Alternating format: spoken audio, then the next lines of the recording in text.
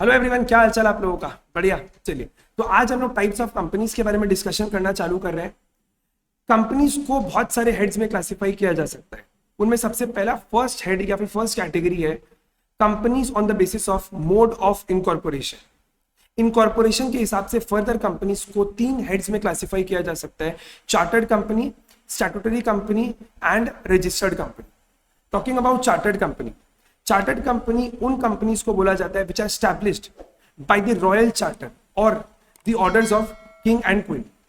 Now what is royal charter? Royal charter is an instrument of incorporation which is issued by the king और queen. इन royal charters में companies के powers, objectives, duties, activities, इन सबको लिख दिया जाता है। किंग और क्वीन के थ्रू चार्टर्स कंपनी को बहुत सारे पावर्स एंड प्रिविलेजेस दिए जाते हैं। आज के डेट में इंडिया में आपको ये कंपनीज देखने नहीं मिलेंगे, क्योंकि ये कंपनीज केवल उन कंट्रीज में पाए जाते हैं जहां पर आज भी मोनार्की या फिर किंगशिप का कॉन्सेप्ट है।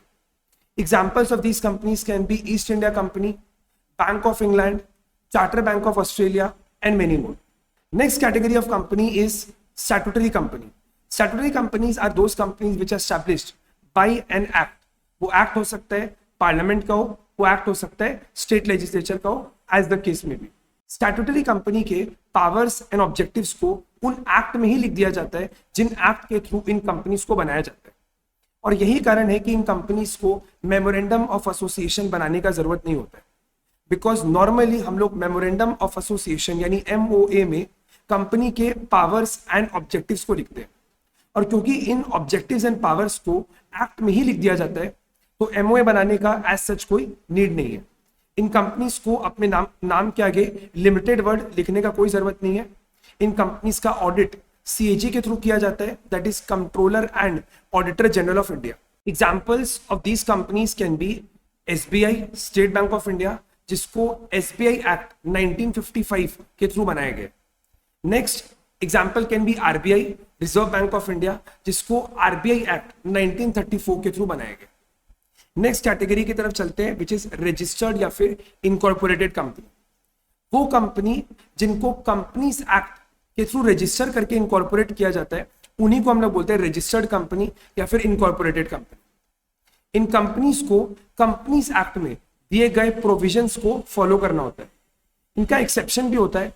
For example, electricity company, insurance company, banking company, in companies को कंपनीज एक्ट के थ्रू ही इनकॉर्पोरेट किया जाता है, बट इनको स्पेशल एक्ट के प्रोविजंस को भी फॉलो करना पड़ता है।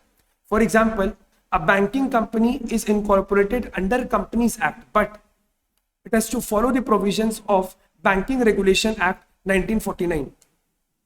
इन कंपनीज के एग्जाम्पल बहुत सारे हो सकते हैं। आज के रेट में आपको जितना भी कंपनी दिखेगा, maximum companies are registered company. For example, SAIL, steel authority of India, RIL, Reliance Industries Limited, Wipro, Infosys, TCS, ये सारे रजिस्टर्ड कंपनी के एग्जांपल्स हैं। रजिस्टर्ड कंपनी को फर्दर 3 हेड्स में क्लासिफाई किया जा सकता है, जिसके बारे में हम लोग नेक्स्ट सेशन में कवर करेंगे।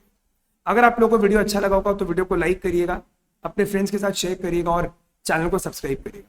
स्टे कनेक्टेड, मिलते हैं अगले वीडियो में। Thank you.